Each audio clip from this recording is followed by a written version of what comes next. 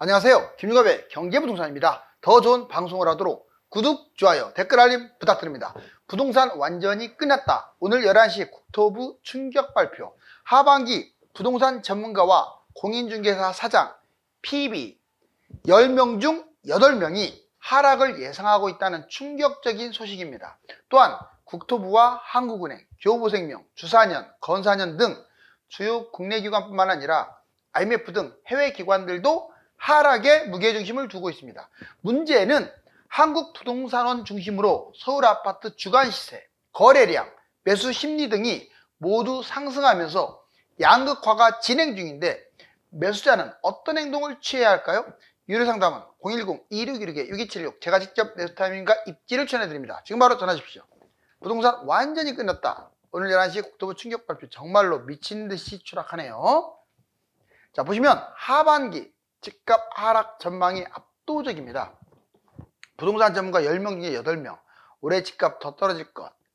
자, 하반기 집값 부동산 전문가들은 전문가 건설, 시행, 학계, 금융 약 172명 대상으로 설문조사를 했는데 74%가 하락. 이거 엄청난 수치예요. 하락폭은 그렇게 크지는 않는데 여기에서 마이너스 1에서 마이너스 3이라는 시세는 실질적으로 10에서 30% 사이로 떨어진다는 얘기거든요. 자, 24년 최저 올해가 바닥일 것이다. 수도권은 66%, 비수도권은 88%. 자, 지금 응답자에 이렇게 하락한다라고 응답한 사람이 수도권은 66, 비수도권은 88. 자, 이제 공인중개사분들도 현업에 종사하기 때문에 부동산 감각이 남다릅니다. 전국 단위 공인중개사 523명 대상 설문조사 79% 하락 전망. 역시 거의 전문가하고 차이가 안 나죠. 자, 하락폭은 마이너스 1에서 마이너스 3% 거의 비슷합니다. 자, 2024년 최저 59%. 하락폭은 비수도권이 역시 높습니다. 즉 부동산 전문가나 공인중개사나 수도권, 비수도권 다 하락하는데 상대적으로 수도권이 덜 떨어진다. 자, 자산관리 PB라고 있습니다. PB. KB에 PB 자산관리사들 73명 대상으로 설문조사를 했더니 그러니까 시세만 연구하는 분들이죠. 79%가 하락 전망입니다. 거의 비슷하네요. 자, 하락폭도 역시 마이너스 3에서 마이너스 5로 오히려 가장 많이 하락하는 것으로 전망을 했고요. 전문가, 중개사, PB, 회복. 자, 이게 회복되려면, 집값이 회복되려면 금리 인하가 빨리 단행돼야 하고 대출 지원이 돼야 한다. 이 두 가지를 언급하고 있어요.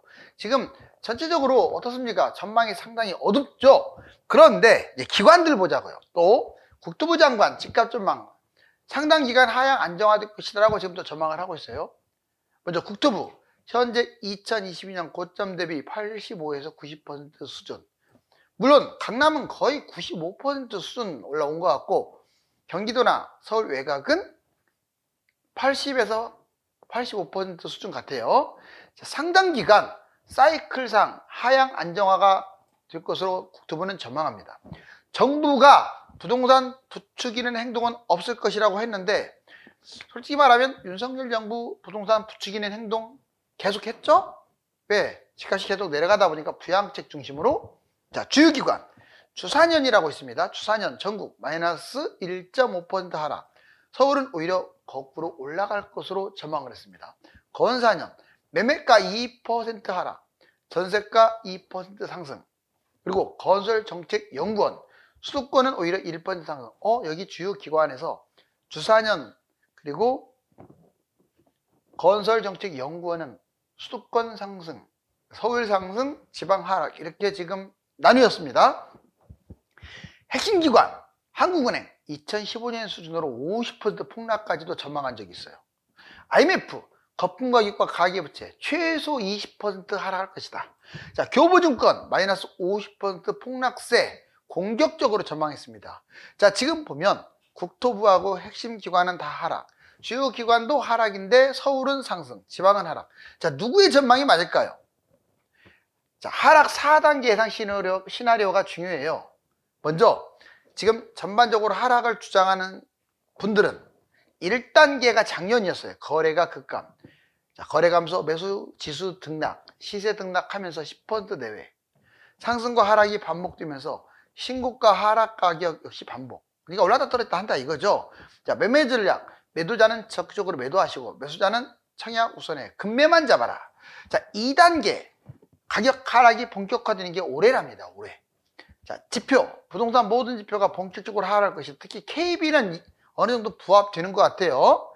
자, 물론 KB도 지금 다시 상승 쪽으로 서울은 전환됐지만 10에서 30% 하락. 자, 시세 흐름. 매주 하락폭이 확대될 것이다. 금매 거래 후 매수자는 완전히 실종. 솔직히 거래량이 너무 없죠. 매수자가 없어요. 매매 전략. 매도자는 적극적으로 매도하고 매수자는 청약 우선에 금매를 해라. 자, 3단계 가격 폭락. 내년에 돼서야 바닥을 친다라고 지금 하락 4단계 폭락론자들은 이렇게 주장합니다. 지표 거래 증가, 지표 하락, 실거래 폭락. 약 고점 대비 30에서 지역별로 60%까지 폭락할 것이다. 시세 흐름, 집값 공포 매물. 지금 매물이 많아요. 자, 금매 중심으로만 거래가 된다. 실제로 경기도나 지방은 거래 자체가 안 돼요. 매매 전략, 매도자 보유. 이때는 바닥 친 거니까 내년에는 매도자가 팔면 안 된다. 갈아타기 이 정도만 해라. 그리고 매수자들은 금매 우선의 청약. 만약에 2025년까지 집값이 빠지면 뭐 청약이 무슨 의미 있어요. 금매가 더 나은데. 자, 마지막으로 4단계 상승 반전은 2026년이다. 지표 거래량이 증가하고 매수지수 등락하고 시세 등락하다가 올라갈 것이다. 상승과 하락 반복하면서 자, 이제 가격이 회복된다. 매매 전략 매도자 보유 갈아타기 매수자 금매 우선의 역시 청약이 차선. 즉 여기서 보면 2025년까지 빠지니까 기다려라. 26년에 상승 반전할 것이다 라고 하락을 주장한 기관이나 개인들은 이렇게 말해요. 그럼 제 생각은 어떠냐? 솔직히 말씀드릴게요. 자, 이럴 가능성은 없습니다. X라고 하고 싶어요. 이럴 가능성은 이건 폭락이에요. 폭락. 내년까지 집값 떨어진다고 보세요. 폭락이죠. 다만 다 떨어지고 다 올라간다 이렇게 생각하지 말고 제가 뭐 부추긴다고 생각하지도 마시고 저는 냉정하게 서울은 계속 찔끔찔끔 올라갈 것 같아요.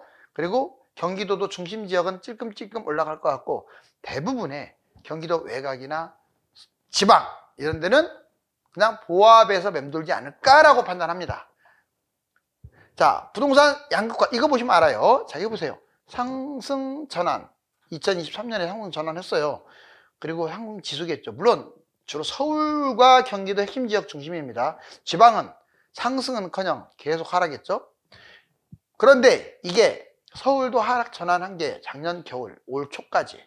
자, 이제부터가 중요합니다. 원친 거 입지 좋은 곳들 서울이라고 뭐 다준다는 보장은 없지만 아무튼 서울을 비롯해서 입지 우위는 올라갈 것이다.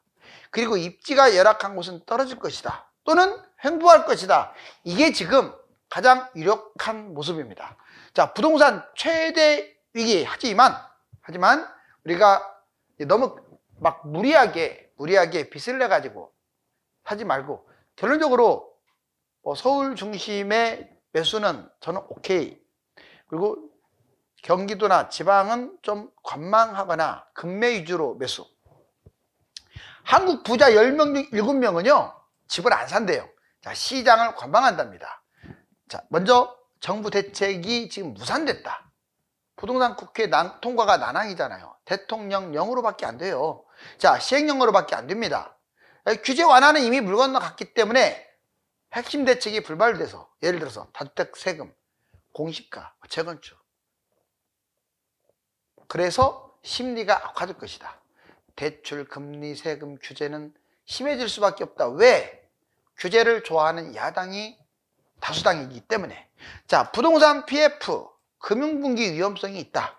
아무튼 좀 불안하잖아요. 건설사, PF. 자, 부동산 부도위험 건설사, 롯데, 신세계, GS, 동부, 은행, 저축은행, 새마을, 상호금융. 자, 그리고 금융권, 증권사, 캐피탈, 카드사. 전반적으로 이런 상황에서 과연 집값이 얼마나 올라갈 것이냐? 한국 부자들은 손 뺐다. 한국 부자 10명 중 7명이 시장을 관망한다. 아까 우리 전문가 또는 부동산 사장님들, PB들 견해하고 비슷하네요. 좋지 않다. 실물 경기 악화 63% 압도적. 실물 경기가 더 안 좋아질 것이다. 개선될 것이라는 의견은 11%밖에 안 되네요. 자, 하나은행 연구소도 미중 침체, 경제 불안, 전쟁을 들어서 집값 하락을 점쳤습니다. 전반적으로 하락이 많은데 이게 좀 복잡하죠? 자, 여튼 아파트 완전히 끝났다. 못을 박아버리네요. 집값 2015년 수준으로 낮춰야 한국은행이 충격적 보고서를 내놨어요. 자, 한국은행. 집값 소득 대비 2015년 수준이 적당 2배 이상 비싸다. 출산율 0.75명, 세계 217국에서 꼴찌.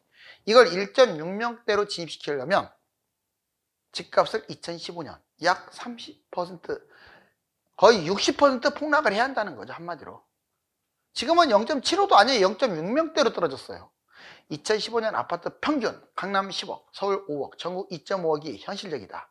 이렇게 빠지게 되면 대략 2배에서 3배가 떨어지는 거예요. 자, 그 다음 교보증권 폭락세 전망을 하고 있어요. 최고가 대비 50% 아주 공격적이죠. 2028년, 29년 3기 신도시와 맞물려서 그때까지 위험하다. 2025년 이후까지 하락. 2015년 수준으로 떨어질 것이다. 역시 한국은행과 일맥상통. 자, 오세훈 시장은 문재인 정부 초기에 9년 전 2015년으로 돌아가야 한다. 하나같이 그렇게 얘기하고 있죠. 집값 거품 3에서 5년간 떨어뜨리겠다는 의지. 오세훈 시장도 역시 집값을 하락시키겠다는 의지는 있어요. 근데 실제로 오세훈 시장이 내놓는 그런 정책을 보면 집값 상승입니다. 자, 그 다음에 급격한 경착륙보다는 원래 가격으로 환원시키겠다. 이제 폭락보다는 원래 예전에 하락했던 가격까지 꾸준히 떨어뜨리겠다. 자, 이거 한번 보실래요? 얼마나 신빙성이 있을까? 그러면 86년에 올랐네요. 그 다음에 IMF 지나고 98년부터 2007년까지 올랐네요. 그 다음에 보시면 자, 2014년부터 21년까지 올랐네요. 올라간 것만 지금 얘기해봤어요. 그럼 하락한 거 보세요. 91년부터 98년까지 하락했네요. 이때 뭐 일본발도 있었고 IMF 때 있었고, 그 다음에 여기 보시면 미국발 금융위기 2기 신도시, 이때는 1기 신도시였죠. 물량과 같이 하락이 되니까 이렇게 하락. 지금은 이게 조금 고개를 숙인 정도죠. 자, 그럼 이게 이렇게 떨어진다는 거죠. 왜? 그래프가 그렇게 돼 있잖아요. 그래프가 올랐다 떨어졌다가, 떨어지는 건 폭은 작아요. 올랐다 떨어졌다, 올랐다 떨어졌다, 이렇게 되지 않을까라고 지금 그래프상으로 본다면, 사이클상으로 본다면 지금 코로나 플러스 3기 신도시 물량 폭탄, 이게 맞물리는 시점에서 2025년까지 하락할 것이다. 자, 이제 가계대출 중단 3단계. 가계대출이 지금 중단될 수도 있어요. 왜? 너무 지금 부채가 안 줄고 다시 또 늘어나고 있어요. 멈춤 없는 가계대출 증가세. 당국이 지금 DSR, 스트레스 DSR 다 적용하는데도 백약이 무효네요. 자, 1단계 이미 했었죠. 특례보금자리. 50년 만기 시작하는데 없앴고 이제 40년도 만지작거리고 있어요. 특례보금자리 일반형 완전 중단 폐지시켜버렸어요. 디딤돌 대출 판매 중단시켰고요. 연간 공급한도 소진. 다만 지금은 이제 우리 신혼부부, 그리고 다자녀, 신생아, 이런 특수한 대출, 금리 혜택도 주고 대출 금액도 확대시켜주고 있습니다. 2단계 DSR 지금 적용 중입니다. 자, 변동금리 스트레스 DSR, 가상금리 부과하고 있죠. 지금 DSR 예외 규정 축소, 생각보다는 많이 안 줄였어요. 전세대출 6억 미만, 이거 지금 줄이지 않고 있습니다. 이거 줄여야 하는데. DSR 강화, 자, 1억 이상 DSR 40% 제한 확대. 그래서 스트레스 DSR까지 적용돼서 전반적으로 대출 총 금액이 줄어들었고요. 그 다음에 대출 이자는 가상금리로 늘어나는 중이에요. 그러면 이제 3단계 남았어요. 만약에 그래도 가계대출이 안 잡힌다. 모든 대출 중단. 자, 가계부채 증가 시 주담대 30% 이내의 한도로 완전히 줄여버릴 수가 있어요. 공산주의 국가나 이러지 않느냐라고 말할 수가 있겠죠. 그런데 제가 보기에는 이건 공산주의 국가가 아니라도 할 수 있습니다. 왜? 가계대출 때문에 지금 금융위기 터지게 생겼는데. 자, DSR 대폭 확대할 수 있어요. 부동산 총량 규제를 도입해가지고 웬만한 경우는 집을 산다, 대출 안 해버릴 수도 있어요. 왜? 가계부채 때문에 금융위기 터지게 생겼으니까. 고가 아파트 대출 중단, 이런 경우도 있었죠. 특히 문재인 정부 때 12억, 15억 뭐 이런 식으로 금액대를 정해줄 수도 있어요. 자, 집값 폭락 원인은 세 가지입니다. 230조 부동산 PF 폭탄, 해체냐 폭발이냐. 지금 이게 시끌시끌해요.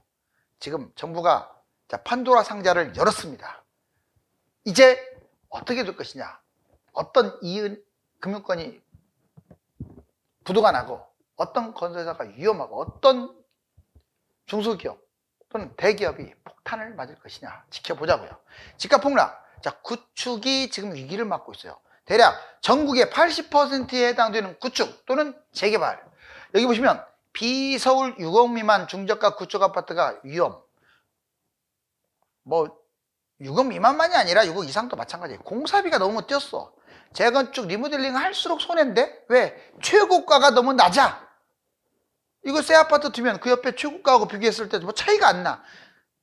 대부분의 서울 외곽과 그 다음에 경기도 거의 전체라고 봐야 돼요. 지방도 거의 전체입니다. 몇 군데 빼고. 이러니 못 가죠. 전국의 70% 이상 아파트가 시세 차이가 어렵다. 왜? 구축들이 추가 분담금 때문에. 자, PF 폭탄. 금융당국이 6월달 230조 PF 속가내기를 추진합니다. 여신 전문 증권저축은행 진짜 불안해요. 평가 등급을 4단계로 나눠서, 자, 마지막 4등급인 경공매 진행, 아예 자율 매각, 이걸 사실상 퇴출시킨다는 뜻이에요. 이게 말이 좋아서 경공매지. 자, 사회 구조, 인구, 지금 인구 감소가 심각하죠. 전체 인구, 생산 인구, 1인 가구 증가, 은퇴 세대, 빈집 1000만 가구. 자, 집값 거품이 심하고 가계대출 많고 노후 대비로 집을 안 팔 수가 없고, 공급 지금 아직 사전 청약만 했지만 3기 신도시 너무 남발했어요. 그리고 29만 채나 19만 채나 빼먹은 거 아시죠? 그러면 계속 집 남아도는데 1인 가구밖에 없는데 가구수 대비 집 부족하다고 막 찢는 거야 이제 계속. 제가 서울이 좋아서 서울이 뛴다는 얘기 하는 게 아니에요. 경기도에 미칠 만큼 집을 짓기 때문에 그래요. 여러분들 한번 저기 신도시하고 네이버에 신도시 검색한 다음에 이미지를 눌러보세요. 1기, 2기, 3기 신도시 택지지구가 100 거의 4, 50군데 되면서 시커매요. 지금 위성도시가 그 개수가 아니에요. 신도시 택지지구가 많으면 10만 가구, 적으면 뭐 만 가구. 여러분들 이게 지금 아파트 한 채가 아니잖아요. 그냥 엄청난 분량이 1, 2, 3기 신도시 택지지구 해갖고 150만. 이거 미친 거 아닙니까? 150개라면 그게. 여기 보시면 이제 마지막으로 자, 별표 한번 해볼게요. 왜냐하면 한쪽의 의견만 넘어도 강조해도 안 되거든요. 우리의 바램과 현실 상황은 또 다를 수가 있으니까 이것도 참고하세요. 자, 집값 대세 상승 지표. 그럼 현실은 어떻냐? 자, 시세 서울만 국한시킬게요. 서울 집값은 지금 상승 쪽으로 꼭 대세 상승처럼 움직이고 있어요. 자, 서울 주간 시세가 지금 10주 연속 상승입니다. 0.06% 그것도 확 때리고 있어요. 서울 전세 상승 54주 연속, 무려 1년 이상 올라가고 있어요. 자, 하반기 확대 전망. 오히려 하반기로 갈수록 6, 7, 8 갈수록 지금 여름만 되면 더 폭등했잖아요. 상승폭 확대. 지금 오히려 비서울도 지금 플러스로 전환됐어요. 경기도도 플러스로 전환됐다 이 말이에요. 서울 매수 심리는 16주 연속 상승. 그러니까 심리가 이미 플러스가 됐어요. 자, 94.3%. 아직 매수 심리 상승 중으로 급격한 상승세는 아니다.